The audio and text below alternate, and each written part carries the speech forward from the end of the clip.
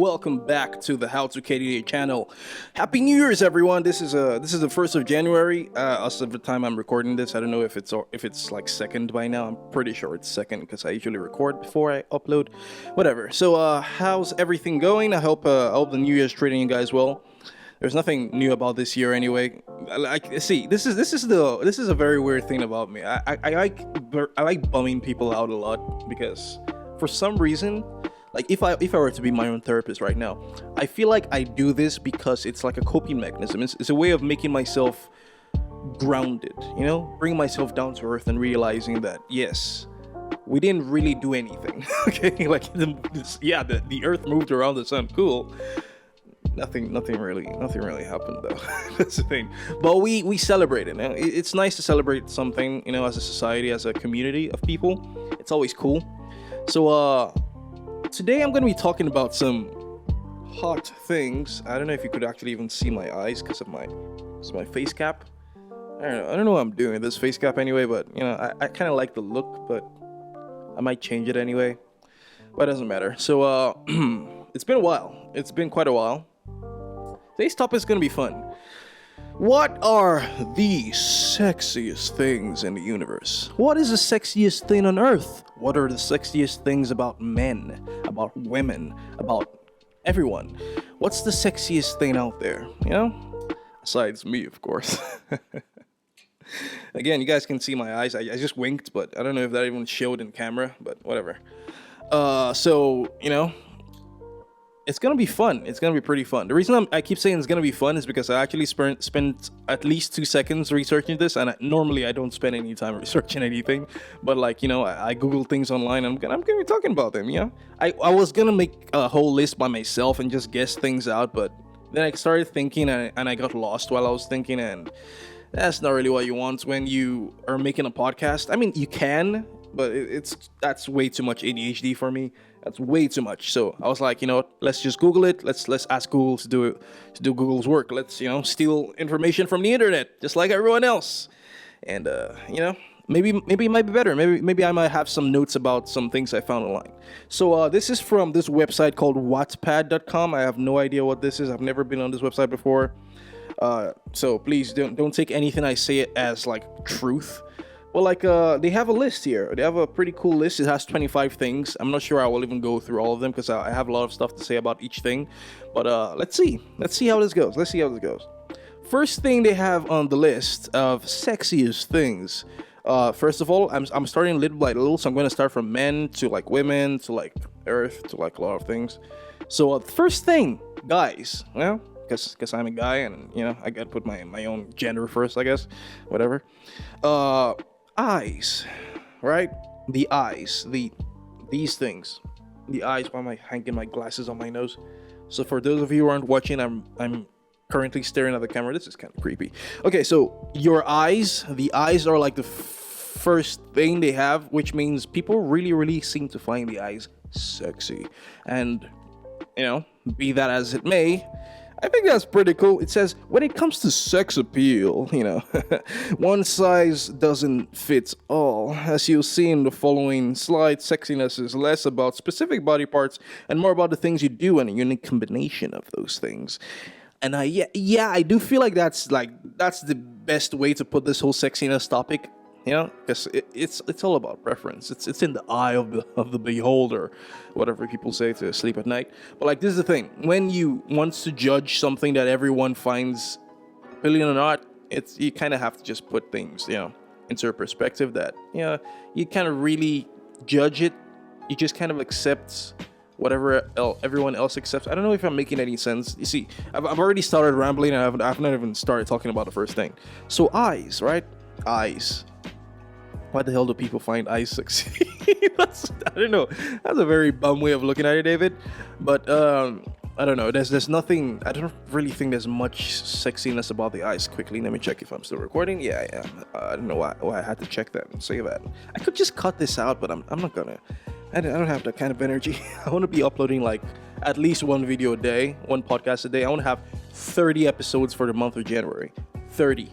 And I'm saying it right now because I really want this to happen, so whatever.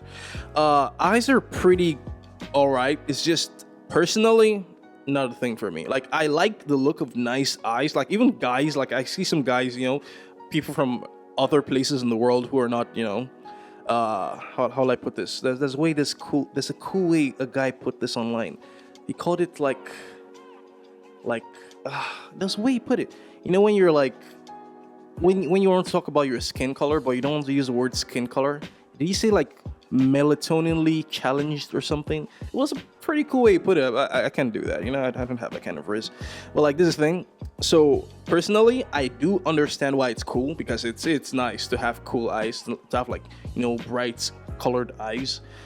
But at the same time, I don't see anything much sexy about it. It just kind of looks like, okay, that's just a thing. And to be fair, I'm one of those people who, of course, to be more boring that I already am, I kind of judge people's sexiness or attractiveness based on a collection of things. Like, I like a good-looking person just like the next person. Like, I like someone who looks beautiful, but most of the time, this is a little thing I will add to the top of this before I go to the rest of the list. I found this weird correlation with sexiness and smartness that kind of, sometimes it doesn't work that perfectly. It's not always inversely proportional. For those of you who don't know what I'm saying, I mean, they're not always perfectly linked. Usually, the smarter you are, the uglier you are, the more beautiful you are, the dumber you are. That's something I have just genuinely noticed from my experience living. And this might not be true for everyone. And it's definitely not true for everyone. There are a lot of people who are like gorgeous, good looking, great people who are like extremely brilliant and understand what they're doing. But like, it's just, I feel like beauty, especially when it comes to human beings, really limits a lot of people. Because a lot of people feel like all they need in life is kind of just to be judged right. And if they're judged right, they don't need anything else. And the thing about beauty is it causes people to just just not really want to judge much. Like, you don't want to judge anything about yourself because you look good. So, and people don't judge you anymore. And people kind of look at beauty in a very blank way. And this is a little off topic. I mean, it's not really off topic because I am talking about sexy things and sexy people and sexy stuff. But like, how like the general one, the obvious one that people talk about is like the hot girl in school who usually passes everything and does very well in everything and has all the friends and is usually very bad at grades and at like academic stuff. Like that whole thing. I feel like it's deeper than that, but like it seems to be something that really, really does happen a lot, which is why I have this weird proportionality with beauty and smartness that's like inversely proportional. So I feel like the more beautiful you are, I don't know, it's just one of those things. And because of that affects the way I judge people. Even when I see someone with gorgeous eyes, I kind of like look at them and I'm like, okay, that's definitely something that everyone likes. Okay, so if everyone likes that, then that would usually affect the way that person is, and it usually doesn't affect them rightly. It affects them badly because a lot of the time it's like, okay, so now they have beauty, so they don't need anything else. Wow, that was a long-winded way of me saying I don't really find that so sexy, but it's fine, it's all preference. You smell good, so that's the second thing. If you smell good, usually that's a no-brainer. Okay, no one wants to smell bad, and generally, as far as smartness goes, the smarter you are, the more likely you are to take care of yourself. That's just kind of how it works. That's literally how it works. And I'm not saying, and yes, there are some examples of some scientists and the rest who bury themselves indoors, don't take showers, and just focus on studying. That's not smartness, in my opinion. That's being studious. Studious and smartness are very different things. And this is something I really want to talk about in another episode, maybe tomorrow or something. But like, the reason I'm mentioning this now is because it affects a lot of these next points, which is like, when you study a lot of stuff, like you just spend your life studying because of you want to study things, and you put aside self-preservation, you're not really smart, in my opinion. You're very knowledgeable. You're very studious. You know a lot of stuff that a lot of people don't know, or probably don't know. But that, like, in my opinion, that doesn't really make you smart. What I think really makes a person smart is when the person has all understanding of self-preservation. And the reason I say self-preservation is because self-preservation is a specific thing that happens when a human being has the like the proper, or what I'll call the proper desire to keep themselves alive. And I feel like that's kind of one of the main things that makes us human beings. That's what makes us do anything. That's what makes us repopulate. That's what makes us go around the world. That's what makes us travel abroad. That's what makes us find people around. That's what makes us like give birth. That's what I already said that. That's what makes us do anything. Like to drive passions, to innovate, to make technology, and to work.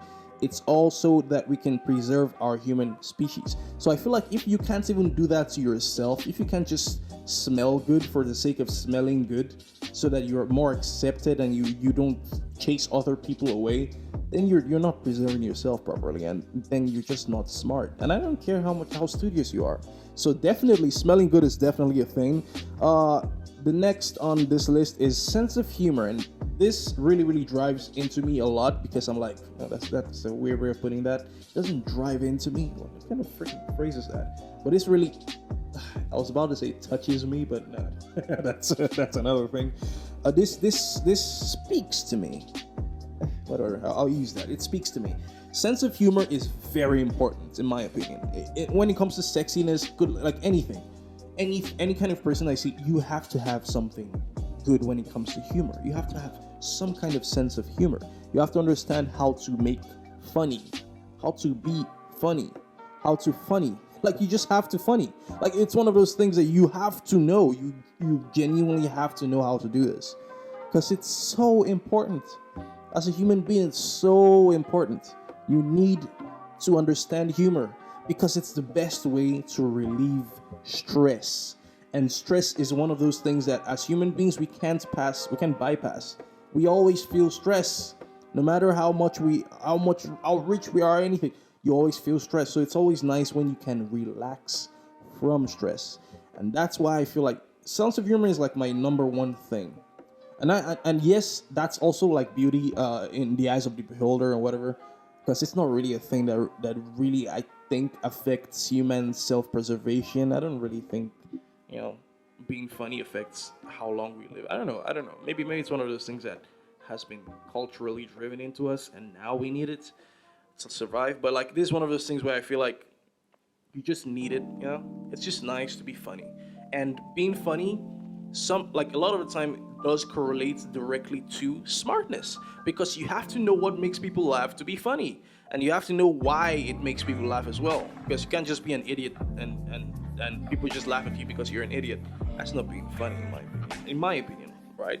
If you're self-aware, then you actually do know what makes people laugh, and then you're not being an idiot. So I feel like people like a popular example, what's the name of this dude that's coming up? I Show Speed, right? I Show Speed. He's a funny dude. He's like a streamer and stuff. For those of you who don't know him, he's this Black American dude who's like very young. He's a streamer. It was on like Sidemen's football thing, like the charity football match. And he's a fun dude. He's popular. He's met a lot of cool people. And one thing I always notice about this dude is he knows what humor is at such an earlier age. And to be fair, the age thing doesn't always matter, but he knows what he's doing. And that's always important. When you know what you're doing, you know how what you're doing is affecting other people, that's great.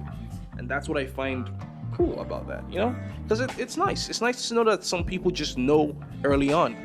And he's making money from it. And sometimes it could start just because, they just stumbled onto being funny, They just started doing things and people just found them kind of funny, and then they just left with that. And sometimes that's awesome. That's exactly how I feel he is. And because of that, I really do appreciate that. Like, I really do appreciate that kind of personality. When you understand humor, when you understand what makes people laugh, you understand that sometimes, yes, shouting literally is what all you need. Like, that's a lot of people's talent. It's just the ability to shout. Because it's not really a thing that people do normally. As much as it seems like it's a normal phenomenon, no, it's not. Because people don't really shout that often. And I'm getting too much in the weeds of this, but yeah, this is a long-winded way of me saying I really do appreciate good humor. You have to be a funny person because it's nice. It's nice to know that you're smart enough to understand what's funny. Because that's on its own, it's an entire science. There are people who go to like classes, like for example, improv classes and stuff. I know improv isn't exactly comedy, but like it could be, if you make it funny. So like that ability to understand, to be spontaneous, to understand what's funny, what tickles your fancy. God, I'm gross. So number 4, your chest. Now this is a funny one for people who know me. People who don't know me may not understand why this is funny to me, but chest, right? Chest. Chest. Okay, so this is the thing. Women specifically, because this is usually other gender liking the first gender, or it could be both. But in my, like, I'm just gonna correlate this to what I know, and I know that a lot of women actually really like a good looking chest. Like, they really like it. God, it's kind of creepy when I quiet down like that, but like, that's like, they like it, dude.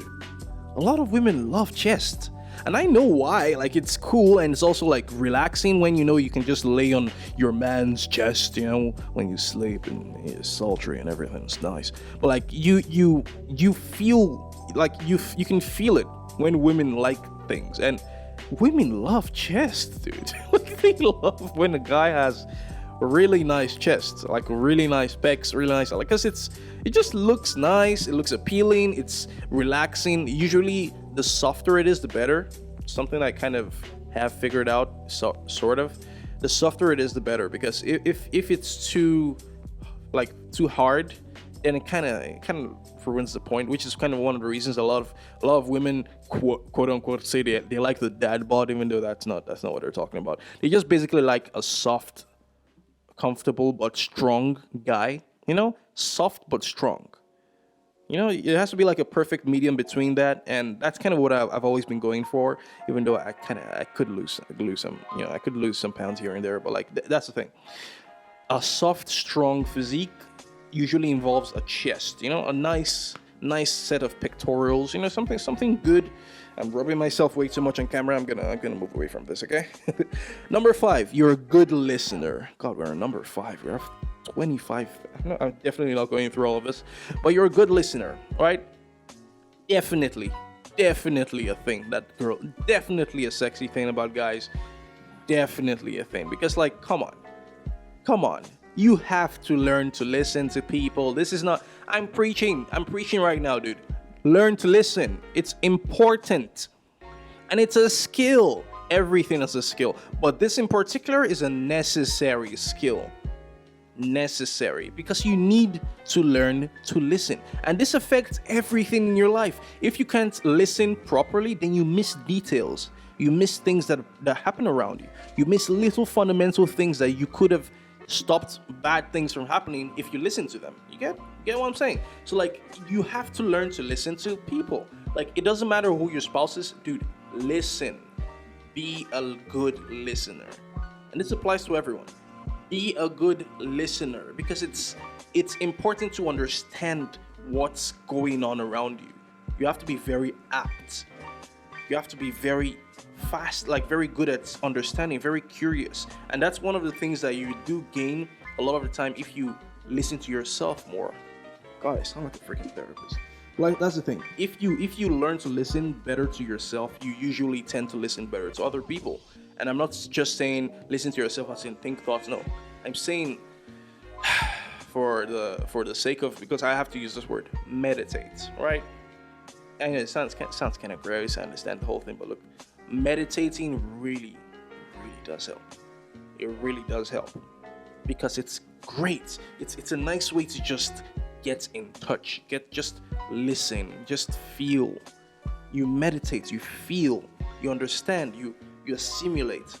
That's very important. It's very vital. It's very valuable, because without that, like, you wouldn't be able to understand what's wrong, what's right. Like, your mind will just be like an extra thing. And a lot of people, like, they don't listen to themselves long enough that they get scared of themselves. They get scared of their own minds. They feel like they're so not in touch, in tune with their minds, that they feel like they don't really know themselves enough, and then they end up spending thousands and thousands of dollars per year so that some therapist can tell them what they could have just learned if they listened to themselves. I don't know. It's just one of those things that if you miss out on it, like listening to yourself very early on, it really does affect a lot of people. And that's something I have noticed with even my friends. I can tell. And it's a lot of the reasons why, even in my friend groups, I noticed that I usually end up being sometimes like I know how to curate this, but like I end up being kind of a bummer in front of my friend groups because a lot of the time they don't listen to what they say. They don't listen to themselves. Like you don't spend enough time listening to yourself to the point where you start saying things that you yourself cannot even, like, you don't even know what you're saying. Pretty much that's kind of where I'm going. Like you don't even know, and because you don't know what you're saying, like it just happens. Crazy things just happen around you. Like a lot of things you can't expect will just happen. A lot of things, like you just say things and you don't even realize it. And a lot of the time that's what ends up like ruining relationships, ruining lifestyles, which is why it's good to listen, not just to the partner, to yourself, because without understanding what you say, you can't really understand how it sounds to other people. And this also delves into empathy, because you have to know whether what you're saying is affecting the person you're talking to the right way. And the only way you can know this is by curating yourself, by listening to yourself. Okay, my therapy session's over. That's like $9.95 per hour. Next is 6 is your hair. Okay, so this is another one of those like eyes one that I'm like, yeah, it's nice. It's really nice to have really good hair, and yes, a lot of the time that does mean that you take care of yourself a lot, which is pretty cool. But I feel like when sorry for shaking the camera for those of you watching, I feel like when the sexy thing has to do with an aesthetic that most people don't share, I feel like it feels too eyes of beholdery. God, that's a horrible way of putting it. But it feels too much like you're expecting the other person to just like that thing, you know? I don't know how to put this, because like there are a lot of people around out there in the world that look good without hair. A lot of people do. Like I don't even have to start listing them out. Like I don't need to prove this. There are a lot of people that look nice without hair, and a lot of people who look nice with hair. A lot of people who look nice in every way. So like I don't see hair as like a fundamental way to judge whether someone looks good. In my opinion, at least, I don't know. It's one of those things. I don't think that's it. I don't really think that's a thing. But you know, it could be. If you're really interested in that, yeah, it 100% could be. And yeah, that's fine. It's kind of like the eyes thing in a way, because I just feel like it's also a beauty thing as well, because hair has always been notoriously hard to take care of, you know? Because hair is like, I don't know, hair, it depends on the person as well. It depends on the kind of your culture, your nationality, your genetics, you know, because some people have thicker hair, some people have lighter hair, some people have longer hair, some people have short hair, some people's hair grow like freaking wildebeests, some people's hair grow like me, like freaking me. I grow very, very, very slowly, like hair grows very slowly. So like it's, I don't know, it all depends on the person. But yeah, it is nice when what you have, you make that thing look good, you know, especially when it's something that has to do with your body. Make your nails look good, make your hair look good. You know, just make your teeth look good. I just feel like those are just parts of self-preservation. And if you make them look good, and it's fine. But making your eyes look good, you can't really change that. It's a genetic thing. And which is why, you know, I had a long talk about it. Next up, you're not afraid to show your feelings. Right? You know? Because it's nice to just get in touch with your sides, understand. Oh God, I keep rubbing myself. Why am I rubbing myself? This is not a freaking. Okay, stop doing those things. But yeah, it's nice to get in touch with your feelings, because it's genuinely a turn on when a person is sensitive. And you know what? I don't even have anything to say about that. I genuinely don't, because that's just. I feel like that's pretty damn obvious. Just be in touch with your feelings. Be in touch with yourself. It's nice. It's good to feel things. It's good to be in touch with your feelings. That's great. And I think that, you know what? I'm not gonna say anything about that. That's just that makes its own self known, because it helps to make a stronger bond, you know, so that you can understand. It's part of the empathy thing, understanding what makes them tick, and you know, understanding your feelings and understanding their feelings as well. Next thing is your mouth, and now this one is not about how you speak or what you say. It's specifically how your lips look. Don't mind me licking my lips, because I just realized they're pretty dry. I don't know. I'm trying to. You know what? You know, I'm not gonna say anything. Just ignore that. Just ignore that I did that. Please cut this, David. Please. I know you're lazy, but please. I'm not. Whatever. whatever the mouth thing, yes, that specifically is a nice thing, and again, could be genetic because trust me, I know my African people. I know that we tend to have pretty damn thick lips, and I'm not even really one of them. Like I don't really have thick lips. As much as my lips may look thick to a lot of Westerners, my lips are really really small. Like my lips are really small compared to a lot of Africans that I know, like a lot of people from my region. Like so, yeah, it is nice when you have a good set of lips. And one thing I have noticed in general, which I don't know if this is a real thing, but like it's something that I have kind of thought about, is people tend to like stuff when they look small. Weirdly enough, like facial features, they like small facial features. Most people do. Most guys, like when even from art, you can tell this from art. When you draw the perfect, quote unquote, face or like a nice, gorgeous face, anytime you're trying to make something look cuter, you usually make the features smaller, which makes sense because we just have this natural, I don't know, mental tendency to like small features on things. Like we like babies. That's one of the reasons babies affect us so much because they have small features on their faces. Like if you ever saw a baby with like a full-grown face, that would not look cute to you. No matter what kind of baby it was, no matter how early the baby was born, it has to have tiny features, and that thing is just it's embedded in our brain from like taking care of young ones, and it's part of our genetics. So like that's kind of like this is a real deep topic that I've always thought of. It's a real reason why a lot of guys, why a lot of people in general like children is because of tiny features. And so same thing goes with adults. A lot of the ways you make yourself look cute, quote unquote, is by making yourself smaller. It's by making things smaller. And then some people also feel like it's the opposite in some cases. For example, lips. Women do tend to like thicker lips. That's a real thing. Like a lot of women just like thicker lips, which is the reason Botox exists. Like for those of you who don't know, Botox is like a whole thing where you fill in your lips, like a plastic surgery. I don't know I'm explaining this, but I feel like a lot of people probably don't know. And there are always people who don't know things, so it's better to explain ahead.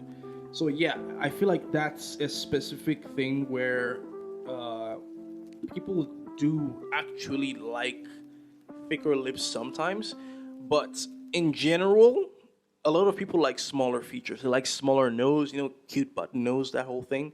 Like you like smaller eyes, like not too small, Sometimes big is really nice. I think the perfect proportionality is usually bigger eyes, small nose, and then kind of thick lips, but thick luscious, not like thick, grotesque, freaking orangutan looking lips. Not like giant overbites and stuff. Not weird things like that. It shouldn't be hanging out, but it should be thick enough that when you touch it, it feels like there's something. It doesn't just feel like you're, feeling someone's skin. It should feel like it's something thick, like a little bit of meat in it. But yeah, that is a thing in general that I've noticed. A lot of the time is like make the features look smaller, and it's automatically cuter because it resembles more like a baby, and that's the whole thing. Whatever. Next thing is you have a passion for life. What the hell is this list? Women love a man who embraces and enjoys his life. When you are open to new ideas and ventures. Okay, I get what they mean. So like you have passions, you have like things that you do, and that's cool. That's pretty nice because it is genuinely a real thing because women don't really like workaholic. No one likes a workaholic. What am I saying? No one likes a workaholic. It's always nice to have time to be passionate about something that doesn't really have to do with feeding the system, to enslaving yourself for the system so that you can make enough money to afford a house, to have a family. But sometimes you can't need to, so there's a balance in between, and it's always nice to know that balance. But at the same time, a lot of the reason a lot of guys can't really have that balance is because they don't get paid enough. So it's not, I don't think this is too much of a thing you can affect. Like obviously if you link everything back, it looks like you technically can because you did lead yourself to that point where you are by studying or by doing whatever you did in your life, whatever. Like this is a long-winded way, but like yes, in a way, yes. That's what I'll say. Yes, in a way, yes. Passion for life, yes, definitely. You're affectionate. This is number 10. I feel like I might stop here and then move on to something else, or maybe I might just keep going. Who knows? Maybe I'll do like 15, right? I'll do 15. How about that? You're affectionate. I feel like this also in a way links to the previous one where I said you're not afraid to share your feelings. Because like, oh wait, but technically showing your feelings, because it said show, it doesn't say be in touch with your feelings, it said show. Because like a lot of people don't know how to physically emote, you know? Like that's it, just emotes. I know emotes has this weird correlation with like, dancing and rubbish and Fortnite and the rest. Like that's not what I mean. I'm not saying Fortnite is rubbish, by the way. I don't hate Fortnite, it's fine. I'm saying like it's like that's not what they mean by emotes a lot of time. Emotes is literally to show emotion. That's why it's called emote. It's the verb of emotion. So yeah, that whole that thing in general, I feel like it's like showing and feeling are very different. So because they said show emotion, that's a different thing, because it means your ability to physically show, like let's say you're sad, you physically show you're sad, or let's say you're happy, you physically show happiness, all this kind of stuff. So I feel like that does make sense. That does actually make sense. Yeah. So that seems reasonable to me. And then there is also, yeah, the one I just said, you're affectionate. On this list, it says women like to know they are loved, and one of the surest way to show affection, quick kisses, a hug, and a brush of your hand when you pass the hall. Well, fuck it. Okay, wait, fine. I get this. Affection leading to sex is great, but affection just because is a wonderful way to make. Okay, fine. I get what you're trying to say. They put it in a very specific, very, very specific way. But like, yes, it is nice to show that you're affectionate. And a lot of the time that's like, those romantic things you do, just touching and like rubbing and like sometimes just, caressing. Caressing, is that, how do you pronounce that word? Where's the inflection in that word? Caressing. Yeah, I think it's caressing, not caressing. It can't be caressing. That doesn't make any sense. That sounds like kerosene. God, ADHD is a bitch.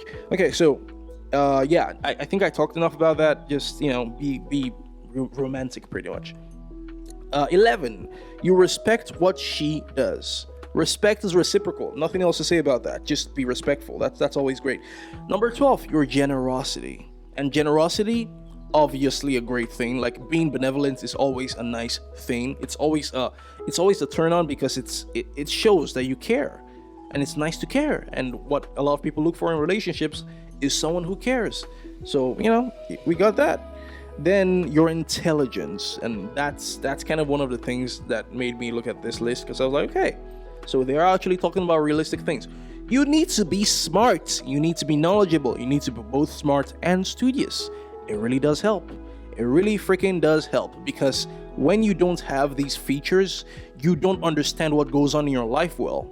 And a lot of the time, being smart, some people kind of like do this thing where they say smart, and then like street smart, they have book smart and street. No, it's all smart. Being smart doesn't always have to be studious. Being street smart doesn't always have to be different from it. Look, you can be every smart. That's kind of one of the things I've always gone for, and I was going to talk about this in the next episode about like my school days. I don't know why I'm bringing it up now. I want to make it like a small, like a little bit of a big deal.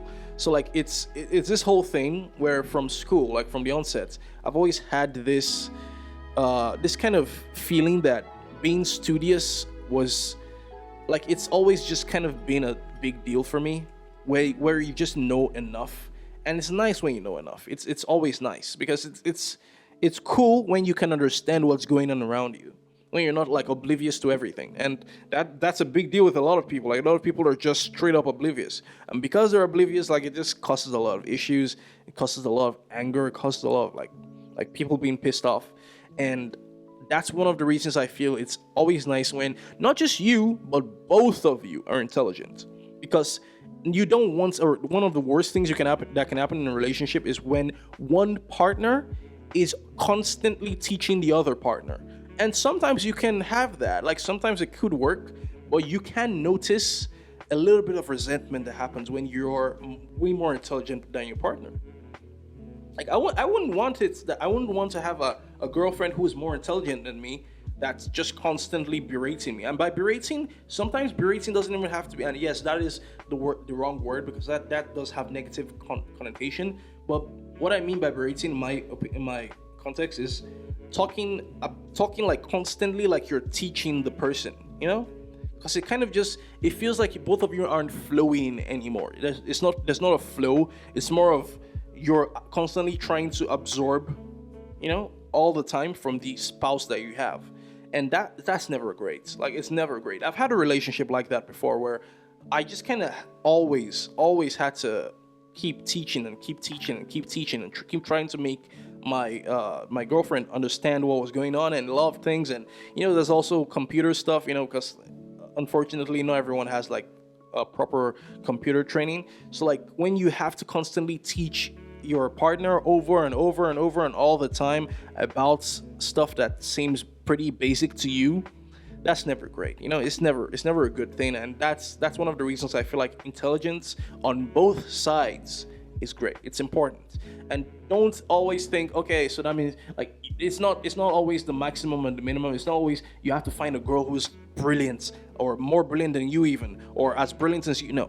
At least someone that's capable enough, because I know I've spent a lot of time in my life, fortunately and unfortunately, alone. Like basically mentally alone, just learning things. Like just trying to comprehend stuff. And a lot of my friends know this about me. I know a lot of very useless information, like useless quote unquote, because we physically can't use it immediately. But I feel like these are things that help me understand my world around me. And the better I understand things, the better I understand people. So like, that's one of the things I've spent a lot of time doing, and I know that not a lot of women have spent a lot of time doing that. But there are people who have. And one of the reasons I have hope for that is because I've seen a lot of them online. I've seen a lot of people like just being able to understand a lot of things that I have to learn from them. And not just guys, but women. A lot of people. So like it's one of those things where I'm like basic marriage counseling. Like just make it trustworthy. You guys should be able to trust each other. And trust me, I know a lot of people. I know a lot of friends out there that just like they have relationships because they want a girl they can bang without having to pay for it. That's pretty much all they do. So they don't do it based on anything else. They just want someone that they can always hit, and then after hitting, they go on to other people. They bang. They look for other things. It's like when you stock provisions in your house so that you can always have food to cook, because you don't want to have to always go out and buy food. That's exactly it. And that's a horrible mentality, but that's a lot of friends I know, and I'm looking at you out there. I'm not gonna mention your names because that's a little bit of a dick move.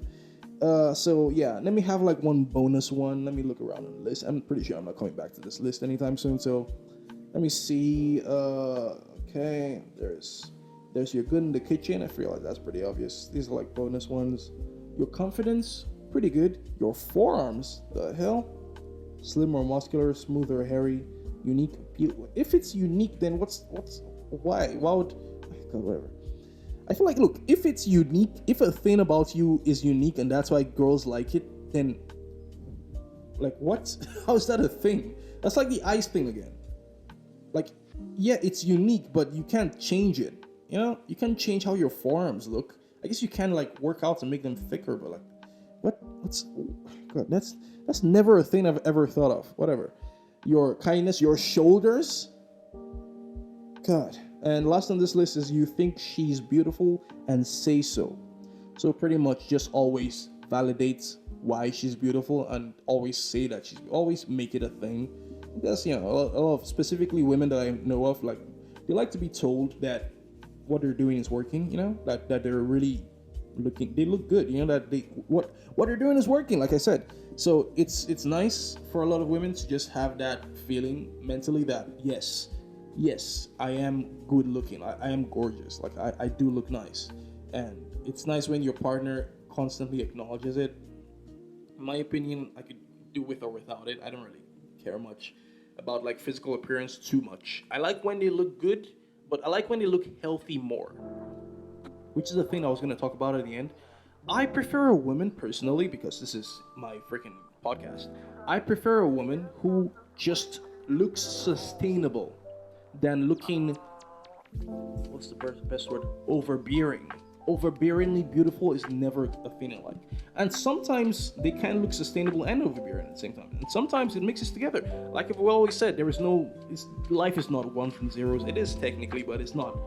On the massive scale, it's not ones and zeros. Okay, it's a bunch of different permutations of different things. So I feel like it's nice when they look great but at the same time, it should be because they want to preserve their lives, like they want to sustain themselves. I don't think starving yourself so you can have a slim waist is beauty. That doesn't look like beauty to me. It just looks like the opposite. Because you're making yourself like worse. You're making yourself feel worse. You're making things worse about yourself just so that you can look like you have a slimmer waist. Like that makes no sense to me. But yeah, that's a thing a lot of women like. So yeah, to each their own, I guess. But at the same time, to me, I feel like you shouldn't have to do that. You know, you shouldn't have to make yourself uncomfortable just so that you can physically look nicer. You know, because that's what's appealing to people. And there is literally nothing biologically great about having a slim waist. Like there is nothing about it. For women, it's even nicer when they have a little bit of a bump, because that small bump usually it's a thing that just happens because women have uteruses and they have like ovaries and stuff. They have stuff inside them, a lot of things up there that makes it tough for them to just have a smooth, flat, like streamlined belly, like most guys can have. But like that's the thing. I personally don't feel like it's a necessity to have a slim waist. I don't think it's a necessity to have a huge ass, to have like a very thick badonk. I don't see like giant boobs as anything. Like that's nice for like breastfeeding, I guess, technically. But like I don't know. I've never really known much about this, because like is it hard? I guess it probably is like harder to breastfeed children with small boobs. I don't know. Why am I talking about this? This is a freaking sexiest thing list. Whatever. This has been a fun topic. This is something that I just kind of felt like talking about. So I was like, let's talk about it. I don't always have to justify what I talk about, but it's a thing people do in podcasts, so I'm gonna do it anyway. That's been fun. This has been, I guess, sexiest men.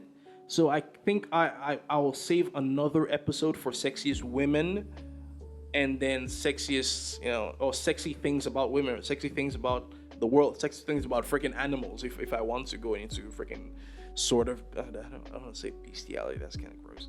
But like, I will talk about different things. This has been pretty fun though. This has been pretty cool. Like I said, I got all these things from a website, some random website I just Googled up on, and I was like, you know what, I'll just use this. I'm gonna do the bare minimum and just Google instead of coming up with my own original content, like anything's original nowadays. This has been fun. So thank you so much for watching. Please like, do all the good things, and that's been fun. Hope to see you guys now. Hope you guys will see me next time in a new video. Stay gorgeous, stay beautiful, stay good looking, and as always, get out of here.